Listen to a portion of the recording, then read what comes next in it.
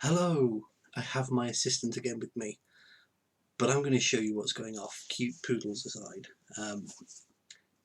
Always have a notepad when you're programming and always have a poodle to place it on. That's the first rule.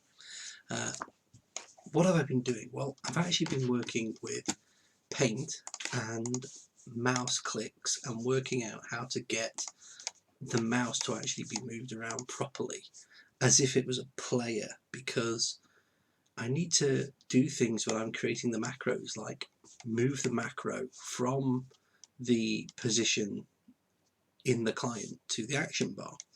I don't know any way of doing this without using the mouse. Now, the script system is still a little bit primitive. It doesn't yet use parameters. What I'd like to do, of course, is these numbers.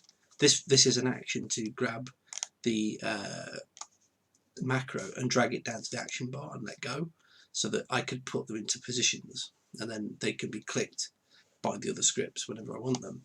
But these numbers change with time. These are percentages on the screen. So what I'm doing is working out the absolute position of the mouse position on the screen. So this is move absolute on the, so if the client was here in a square, it works out the position, so it gets the window rect, it works out the screen dynamics, it works out this strange resolution thing for the DPI of the mouse, and then places it.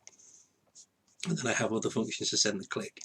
So if I just check which script binding I've got, so the bindings are now done. Oh, so that's the other thing I've done. So scripts are the scripts, but those now bindings. So each, this is the numpad we're going to use.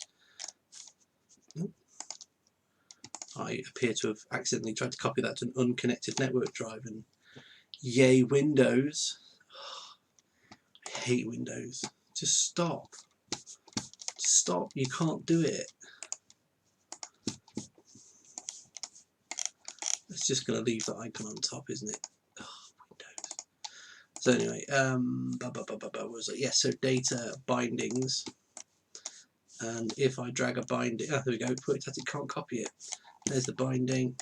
So the binding is just which key code and what script to start. So this is the create standard macro script, which itself just contains a bunch of scripts. So it contains a script called open, which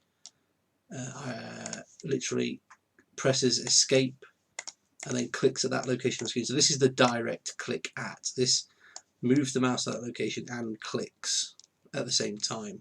Whereas when we've then done the other work to create the standard macro, so create target leader, so that moves the mouse, clicks the mouse position. These are quite long, so while I'm here I'm going to make them a lot shorter. So this actually moves the mouse, clicks, it actually types in the name of the macro, selects which key, selects which icons, presses do, and then types in the actual script. This is then run to move the mouse, put the mouse down, so it moves the mouse into position, puts the down, then moves the mouse and lets go. It actually, because of the way you hover the icon over the action bar, then double click, so you probably never even felt this, but you pick up the icon, move it, and then click. So you actually, if you let go, you'll let go of the icon, so you have to hold it down and then let go, and it sits there, and then press again. So you might be able to pick it up, move it all over the place, but whatever. This is what I'm going to do. This is the first time running it fully. If this works, I'll be happy. And what I'll work on is giving things proper parameters. Okay, so it should open the escape, the menu, press macro. It will delete all the old macros. It will then create one new macro called target leader or select leader, and then it'll type in the script /target zealous, and then it will move the icon to the first bar. In fact, it's actually done it once already. That's what it's done. There is something there. Interface options. Don't lock the action bars. So I don't know what that would do. So let's run it. So it deleted the old. It's repeatedly clicking right now, because I don't know how many icons there'd be.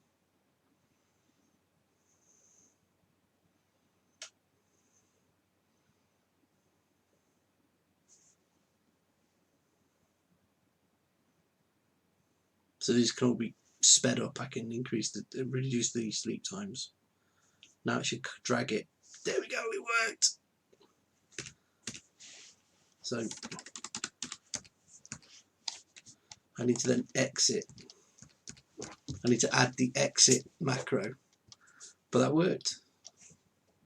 Happy times, guys, happy times.